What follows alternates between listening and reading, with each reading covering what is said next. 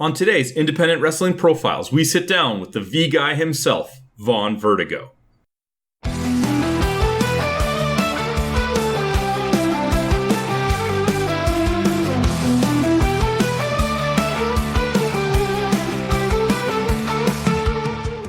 The main thing that I want to explore is, how does a young wrestling fan from Port Hope become a globe-trotting wrestler that is the V Guy sitting in front of me today? Yeah, I mean, God, how do I start that? Well, when did you first become a fan of wrestling? Like, how did that enter your life? Yeah, so, I mean, I have early memories of wrestling, and I want to say it's around, I know the match specifically. I don't know which match it is, but it's specifically a Brock Lesnar versus Big Show match, because I remember being at my friend's house, and I remember it just being on the TV. And I don't think it's the one where they broke the ring, because I would remember that. I would hope. But I remember just being on the TV, and I remember, we were playing video games or whatever, and just being like, what is that? I don't know what that is. And then I just kind of forgot about it. And then, occasionally I would play, like SmackDown Shut Your Mouth at that kid's house. And then, didn't really have, much interest in it, but it was kind of fun to play the video games. And then it wasn't until, I think it was, 2005, 2006, that a friend of mine growing up, Wayne, his aunt is Trish Stratus. And he, in school, you have to do these speeches in front of the class, right? And so he was doing this speech about his aunt, as you would, because your aunt's Trish Stratus. And again, I'm like, I don't know who this is, but sounds pretty cool. And then I'm hanging out with him one day, and he's like, you want to play SmackDown versus Raw? And I'm like, hell yeah, I guess so. Flipping through the characters, I'm like, oh shit, that's your aunt. And then I'm like, oh, that's really cool. And I start looking at the other characters. I'm like, oh, Shawn Michaels, Kurt Angle. Man, this is an interesting world. So then that kind of got me hooked into watching SmackDown every week on Fridays. I think it was Fridays at the time. So yeah, my introduction was kind of like video games in a way. And then, obviously my friend. So you're getting into SmackDown, and your first introduction is Brock Lesnar, Big Show. You have a friend whose aunt is Trish Stratus. But are there any particular performers, now that you're discovering the world, that are appealing to you, that are influencing you, that are really motivating you to just become a fan of this, that really you look up to, for lack of a better phrase? Yeah, definitely Jeff Hardy. Specifically because he wasn't in SmackDown vs. Raw 2007. That was the game I played. But I remember, once I started getting into the game, my friends were all like, oh man, Jeff Hardy's the coolest. And then he returns on Raw. I didn't have Raw at the time. And I'm like, oh man, I gotta check this out. So I convinced my parents to get, I guess it was Sportsnet 360. I can't remember The Score. That's what it was called, The Score at the time. I'm sure you know this. And so I convinced my parents to get Raw, and then I started watching Jeff Hardy, and I was like, oh man, this is the guy. Jeff Hardy's the guy. He doesn't look like a wrestler, but he's the coolest dude. So yeah, pretty much Jeff Hardy. And then obviously big Shawn Michaels fan. I liked Kurt Angle. I liked the allure of Eddie Guerrero, even though I didn't get to see him, at his time, but he was always a legend in the games. And when YouTube became a thing, I'd go back and watch all these crazy WWE moments that happened before I started watching in 240p or 360p or whatever it was at the time on YouTube. Yeah, mainly those kind of guys. And then it kind of transitioned to, I started to appreciate more of the heels. I started to appreciate, Edge and Chris Jericho and, guys like that. Obviously, you have these inspirations, and they probably in a way mold you today, because part of your moveset, you're doing things like the Swanton, you're doing the Shining Wizard. Was that something that was actually premeditated? You really wanted to kind of almost honor it or have an homage to it and kind of replicate it in your moveset? Yeah, I think most people in wrestling kind of do that. Obviously, Jeff Hardy, Matt Hardy, they were backyard wrestlers. I got their documentary. They had this company called the TWF in their backyard. I started my own TWF, which we never decided if it was the Trampoline Wrestling Federation or the Teens Wrestling Federation. Didn't matter. We had a trampoline. That was the coolest part. My parents got that for my graduation in grade 6 or something. And then my dad was cool enough to help me build posts around it and actually make a ring around it. There was a first version that was, these shitty little posts and these yellow, terrible ropes. And then we moved houses, and he actually created this like cube structure around the trampoline with ropes that we could actually like stand on. And that's when it got more dangerous, but also more cool at the same time. And your parents were actually supporting this. Like, they weren't worried that you were going to get injured or that somebody in the neighborhood was going to get injured. I mean, yeah, funnily enough, I think other people's parents were definitely more concerned than mine were. Mine were probably just more concerned that like I was an only child, so I didn't, I didn't have siblings or anything. So they were just happy that I had friends over to do something with. But I also wasn't somebody who was like playing hockey. I wasn't playing, sports. So I think they were just happy I was doing something. So they're happy to kind of be a part of that, I think. But man, that trampoline ring I had, the second one, I miss that thing. That thing was so cool. It didn't have turnbuckles. It had the metal turnbuckles, but it didn't have padding on it, which was so dangerous. And I remember specifically one time I tried to do like a springboard moonsault off the second rope, and the turnbuckle shot out of the corner. And if somebody was standing in the way, they would have just got a metal turnbuckle to the face. And I'm so thankful that didn't happen. I have footage of it somewhere. Where does the transition go from this backyard trampoline wrestling to actually getting into official like wrestling school training and becoming what, like the first step in that journey of becoming what you are today? I think it would be, I didn't realize I could start training at my age. I was 14. A friend of mine, he was in an older grade. He had mentioned to me, he joined our wrestling federation, and he had mentioned, oh, I'm going to go try wrestling training in Toronto. I was like, oh, there's one in Toronto? Like I didn't know about that. And he's like, yeah, it's called Square Circle Training. Rob Fuego's the trainer. He's the student of Ron Hutchinson, which is, he's a classmate of Edge and Christian. I'm like, oh, it sounds pretty reputable. That sounds great. So, the conversation happens with the parents, and you're like, I want to do this, but it's in Toronto. Like, can I do this? Obviously I can't drive. Again, my supporting parents were like, yes, you can, on weekends when, you don't have school, which is fair.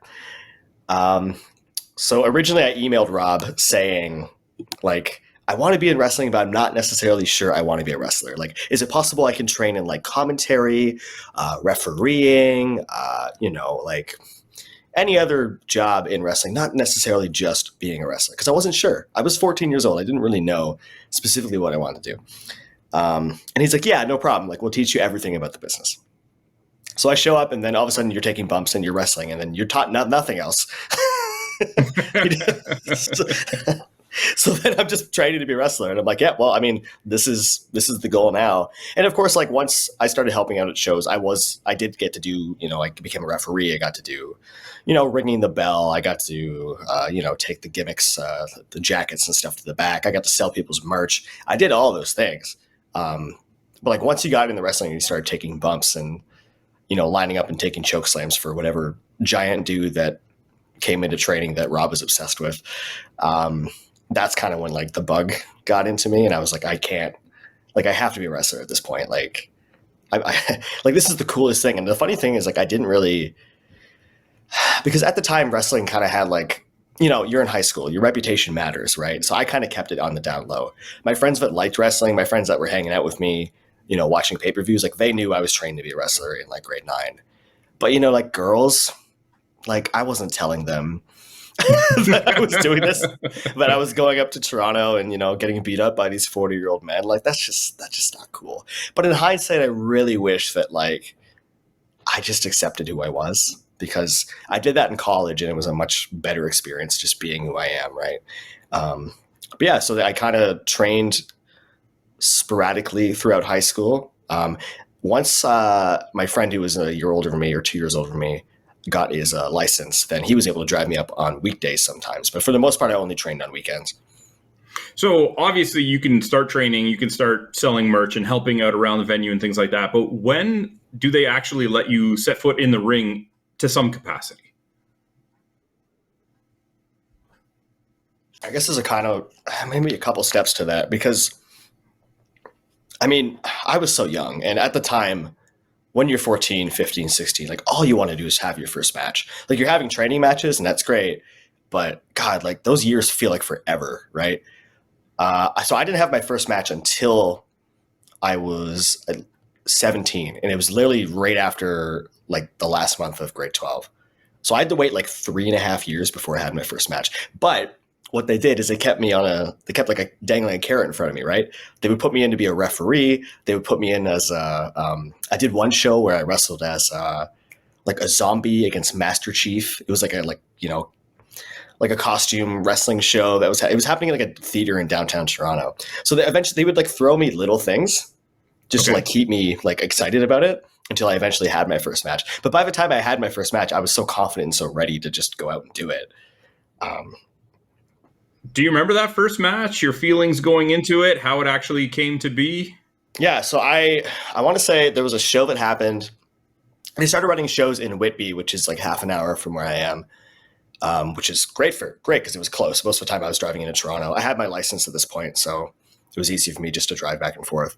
And I think it was a show that had Adam Cole on it, which coincidentally I get a lot of Adam Cole comparisons. My trainer was like, okay, there's a show July 20th. You're going to have your first match. Make sure you go get gear. Come up with a name, be ready by that time. And I'm like, cool, finally I get this opportunity to do this, right? So I come up with a design for gear. I order on highspots.com. I come up with the Vertigo was my backyard name, so I just kind of used that. And I think I had like 3 months to prepare. But the problem is that the date that they gave me was like the last weekend of like vacation my parents wanted to go on to in North Carolina. And I'm like, oh man, like how am I going to convince my parents to like drive me back or like to leave our vacation early so I can do this first match? Thankfully, what ended up happening is my aunt was there and she was able to drive me back early so I could have that first match. So like when I show up to the venue and I'm excited to have my first match, and then Gabriel Fuerza is with me. And he just got thrown into the match to have his first match. Like he wasn't prepared. So he didn't have gear or anything. He borrowed tights from somebody, and we always coin it that he looked like Mexican Fandango at the time. But yeah, it was a tag team match. It was me and this guy named Grimbo, who was like this crazy like troll-looking wrestler character, versus Preston Miles and Gabriel Fuerza. And it was okay. It was fine. But it was enough to get you hooked, really? Like at that point, you've now the motion started, right? You can't stop there. How does it become more of a regular thing? It's just, I'm going to now reach out to other promotions. How do you actually start making this a regular thing? It kind of takes a while, and some wrestling schools don't really tell you what that process is. Because up until this point, like I was only going to squared circle wrestling shows. Like they would rent the ring to companies occasionally, and I would go to those ones. But for the most part, it was only squared circle shows. So this was like a squared circle wrestling student show that we were on. And then, there was one a month later that I was on. And then a month later, I wasn't booked, but I showed up. And then I think Hacker Scotty O'Shea couldn't make it. So I got thrown onto like the main show of squared circle. And then I think like probably like after 6 or 7 months, they threw Gabriel and I together as a tag team. And we were like, we don't want to be a tag team. We want to do singles wrestling. And they're like, you guys are so young. It'll be perfect. And then they're like, hey, here's Alexia Nicole. She's hurt. She can manage you guys. And like, we're all friends anyways. So I was like, yeah, that's great. The problem was like, we came up with like all these like character ideas we wanted to do. And they came to us and said they were having a TV deal that was going to be happening. So they wanted us to be these like raver characters, which is what the Candy Kids were. If you're familiar with the Candy Kids, I am. That was the three of us. And if you know the three of us, not a single one of us has been to a rave. So it was a bit of a learning process. We hated it for like the first 6 months. And then the last 6 months of Squared Circle being around, we like really embraced it. And it was super, super fun. But it took a while to get around to that point. But like that last 6 months is kind of when we started to realize how to get booked at other companies. And that was... We took like a whole summer, and I think we, at the time we were wrestling once or twice a month. We just kind of looked at what other shows were happening in the area and talking to other wrestlers we knew, and just found out about whatever was running. We would just drive to it. We would show up, and we would help set up the ring. We would do the exact same stuff we were doing at Squared. We would commentate, we would film the show, we would do absolutely anything we could. And then occasionally there would be an opening on the show and we would get that opportunity. Sometimes we had to ask for that opportunity, which was like super, super intimidating, to ask these like veteran wrestlers like, hey, is there any chance we could have a pre-show match today? Like, that's really intimidating when you're like 18 years old and you don't know these people. But it just like kept doing that until the ball kept rolling. And that kind of got us into Barrie Wrestling, was like kind of became our first home. And then we did this like smaller show in Kingston, Ontario, where we wrestled each other. I think it was like the first $20 I made in wrestling, which was a big deal at the time. We wrestled each other, and the C4 wrestling promoter happened to be in the audience. And he's like, hey, you guys did great tonight. Well, where are you guys from? Like, I haven't heard of you guys. You should come with us to C4. And we're like, yes, let's do that.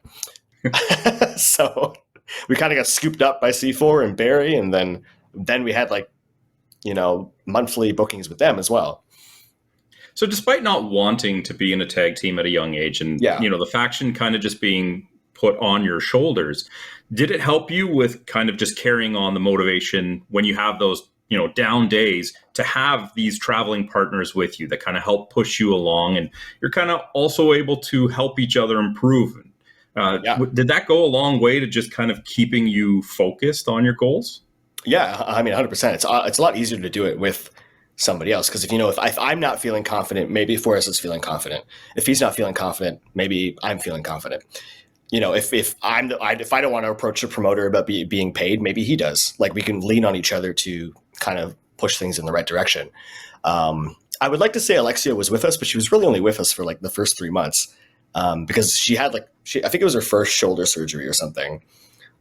So once she was done healing from that, she was gone wrestling in like Ohio and stuff, and we just like barely saw her for a bit. she was doing all the cool things while we were, fighting for our lives. But yeah, it's definitely helpful to have somebody to lean on in those early years, for sure. Maybe just the first 3 months, but obviously you guys still carry a connection even today. I think one of the best independent matches I've seen in the last couple of years was the Destiny show, where the three of you faced Subculture and you guys absolutely tore the roof down.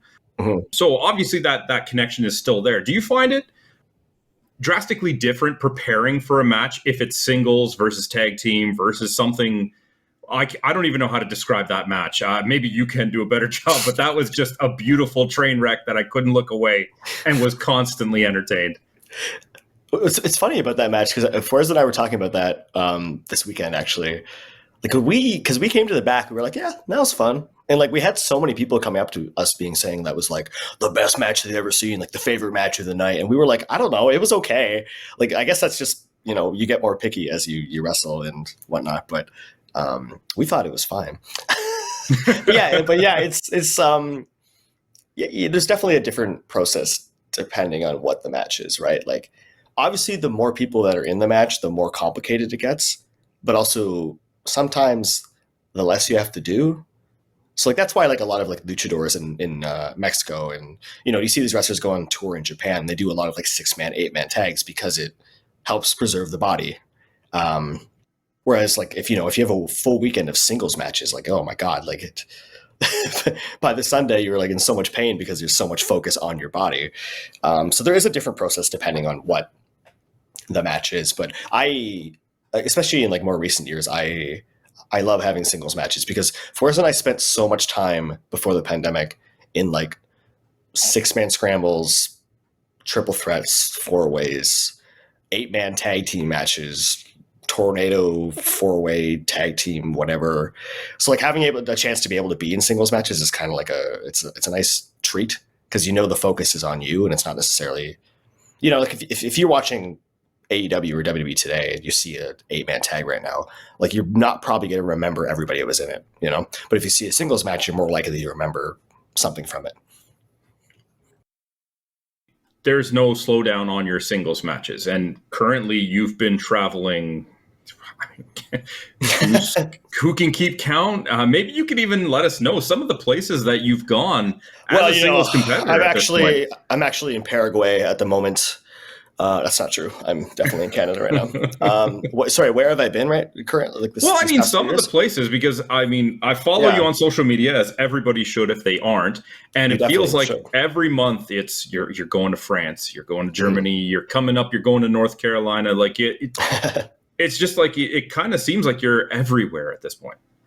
Yeah, I've been to like I've done stuff in the States. I've done Germany, France, Denmark, Sweden, Italy, 11 countries. A lot of them, mostly in Europe. It kind of came to a point when I turned like 20 that I kept asking these guys that were older than me, like Josh Alexander, Ethan Page, Stu and Uno, like what the hell do I need to do to like improve and get better? And everyone's like, get out of here. Like, what are you doing? Leave Canada. And I never kind of understood it. And then thankfully, I ended up knowing a guy from YouTube who had his own promotion in England. And eventually I was like, I just got out of college and I was like, if there's any time to do this, it's now. I reached out to him and I said, hey, if I come over for these days, do you think I'd be able to be used on your show? And he's like, yep, I'll get you some bookings. And also there's a few other companies running. I'll get you on those. Great. So I went for like, I think it was like 8 days. And it was also like a test for me. Like I am a very like shy introverted person at heart. I grew up as an only child.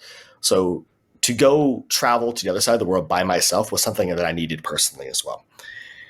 So I did that. I'm staying at somebody's house that I'm not familiar with, which is it's another experience that you need to have. And he got me all these bookings, and I wrestled Kip Sabian as my first match in England, who's now in AEW. I wrestled Elton Prince, who's one half of Pretty Deadly in WWE. I wrestled Paul Robinson, who's like a UK mainstay, and I had a few other matches while I was there as well. But it was like this really good. It just kind of rejuvenated my love of wrestling, and I kind of learned that there was much more than what was just going on in Canada. And that was 2017, so that's I guess 7 years ago now. And then that just kind of turned into like every 6 months I would end up over there, and then it just kept building and building and building, and you get on bigger companies, and the more people that see you and the more wrestlers that are end up wanting to work with you, the more they're willing to vouch for you. And then it just kind of steamrolled until the pandemic hit. And the pandemic hit like literally when Brent Banks and I were over there, because we did a show we did WXW in Germany. We flew over to England to do PCW, to do this tournament. And then like the world was shutting down like a few days later. Like Justin Trudeau shut down the border. We have to get home. We were supposed to be there for another 4 weeks. So we both spent like over $1,000 to get home. And then it was just pandemic. Wow. Yeah. So how do you navigate the pandemic? Like you've got all this momentum, you're traveling everywhere, you're facing everyone. Obviously that came crashing down on everybody. It's not an issue that was isolated to you, but how do you navigate that? What do you do at that point to kind of not allow the momentum to just completely stop? I mean, I think you know the answer to this question. We're creative people. We need something to do, right? Me personally, like I work in videography. I'm thankful to make my own schedule, but I didn't own any equipment. Let me tell you about Serb. So Serb came around and I really needed that money. So I took that money and I invested in camera equipment. And this black screen that you see behind me and this light that's shining on me right now, not this microphone. I had this before. So, I spent the money on, I needed it for other stuff as well, but I invested in camera equipment because I knew it would become handy. And then, it's May or something in the pandemic, and I'm bored. And Gabriel Forza came over, Alexia came over, and we just thought about this idea of like, we can't wrestle in front of people. What if we just film like a backyard wrestling match and like make like a music video of it and just put it up online just for something to create right now? So we did this. We created this whole fake universe where he was Jay Wheeler, and this fake universe where I was Jeff Hardy.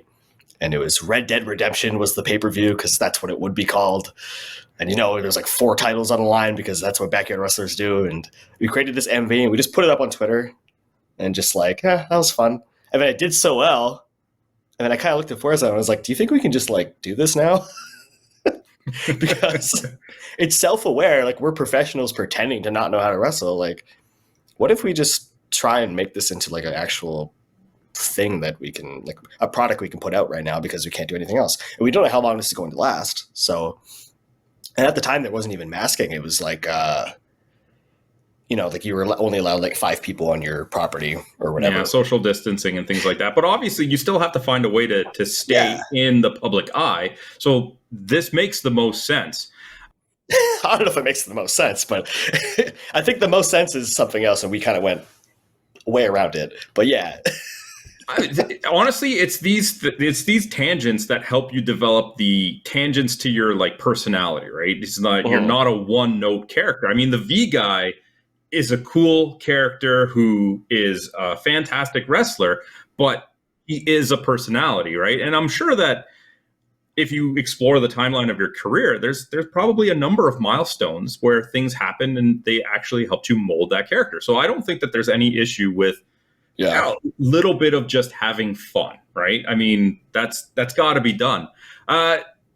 With the pandemic, you also have obviously a lot more free time. So you got a day off. What sort of things do you do for fun? What kind of hobbies do you have? Oh my God. Like, specifically in the pandemic, what did I do?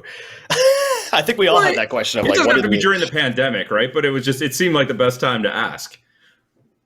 I was thinking this before I came on today. I was like, I don't even know where the time goes, man. Like, I spent so much time today. Like, I didn't work today. I spent so much time cooking, and like I went to the gym and I started a new program I'm on. And then like all of a sudden it was 4:00 and I'm like, oh my God, I got to do this interview. Like, I don't even know where the time went. Like, I feel like I just spent too much time on social media. Unfortunately, I gotta learn to just post stuff and just. I don't know if we can constitute that as a hobby. It's not. I mean, I'm trying to think like hobbies. Like, I mean,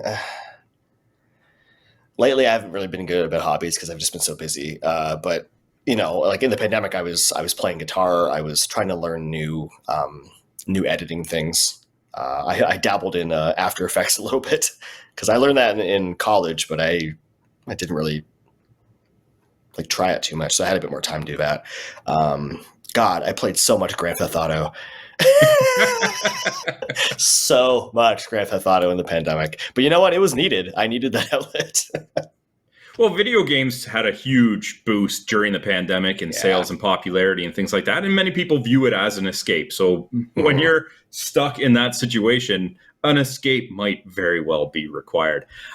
So, I mean, obviously we're having some difficulty here with the hobbies. So I'm going to throw a question to you that I like to ask multiple people, and I have asked multiple people before. Recommend to us one movie, one video game, and one book.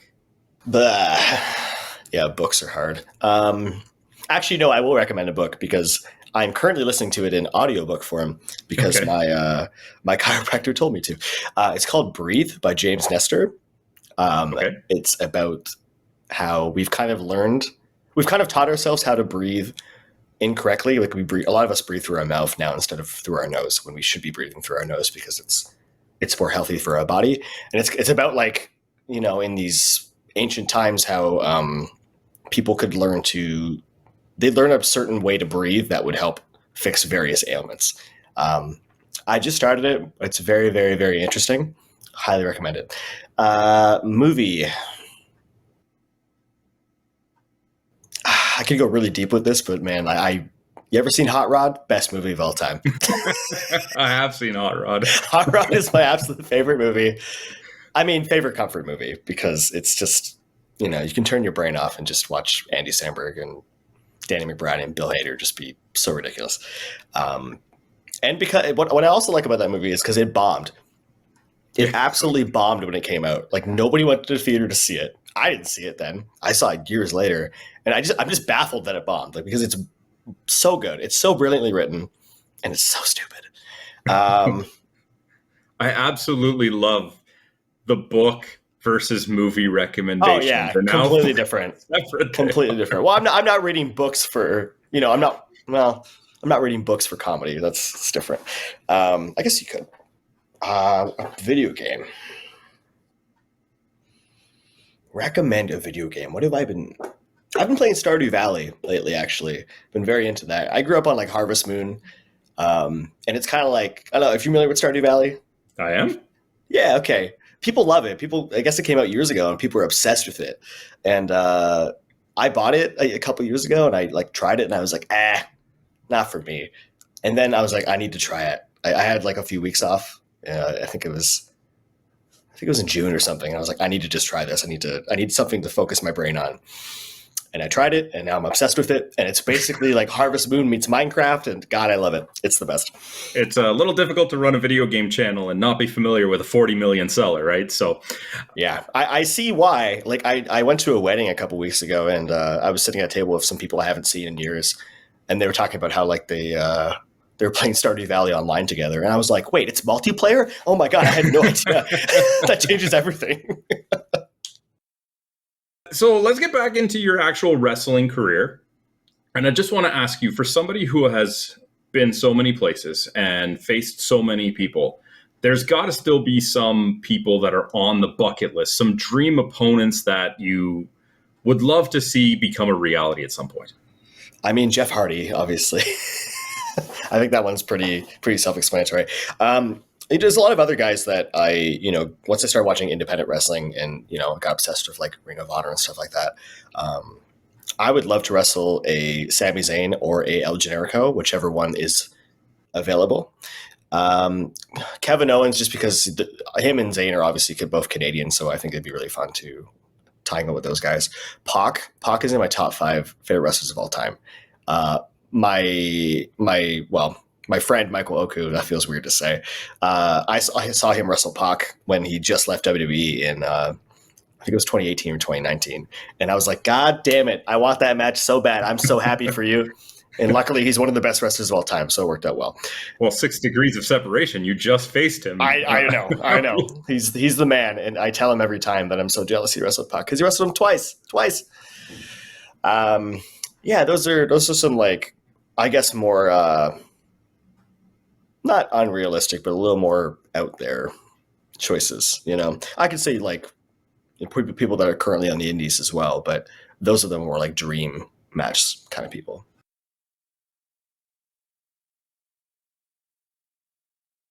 Also, Brian Kendrick. Oh, okay. Yeah. Well, that is very much a possibility. Yeah.